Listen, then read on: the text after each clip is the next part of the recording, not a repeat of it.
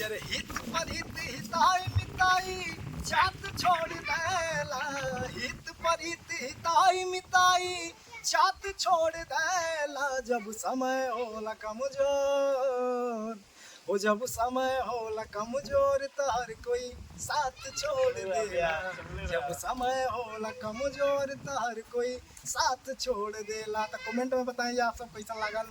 बहुत काफी दिनों से ट्रेंडिंग चल रहा है, मैं उनके यहाँ मौजूद हूँ। सबसे पहले पूछना चाहता हूँ उनका परिचय क्या है और वो कहाँ के रहने वाले हैं। सबसे पहले आपका स्वागत है सर जी अपना न्यूज में। नमस्ते प्रणाम। अपना न्यूज के माध्यम से जो भी देखे वाला बड़ भैया सबके परिचय में प्रणाम करता नहीं। हम बने आप सबके छोट भाई सिंगर मृत्युंजय राजा। और पूछिए क्या पूछना चाहते हैं आप। सर ये बताइए आप कितने दिनों से गाना गाते हैं सोशल मीडिया? गाना गाते हुए हमको 4-5 साल हो गया और इसी लाइन में लगे हैं। अब धीरे धीरे अच्छा गाना आ रहा है मार्केट में। सर जी आपका बहुत काफी ट्रेंडिंग चला था एक गाना, कौन सा गाना था तो मेरे दर्शकों को दोहरा दीजिए लाइन। एक गाना हमारा था मऊ जिला पे, वो बहुत अच्छा चला था।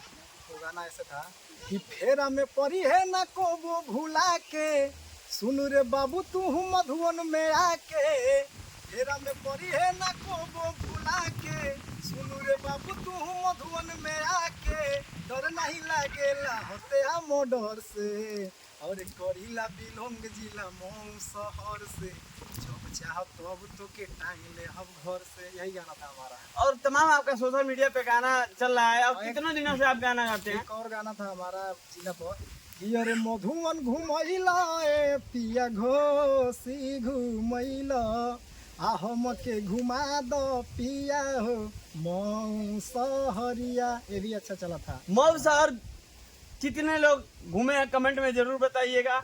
और कहाँ कहाँ से आप लोग ये अपना न्यूज को देख रहे हैं कमेंट में बताना चाहिए कि यूपी, बिहार, आजमगढ़, गोरखपुर, देवरिया, बलिया, जहाँ से आप होंगे वहाँ कमेंट मारिएगा।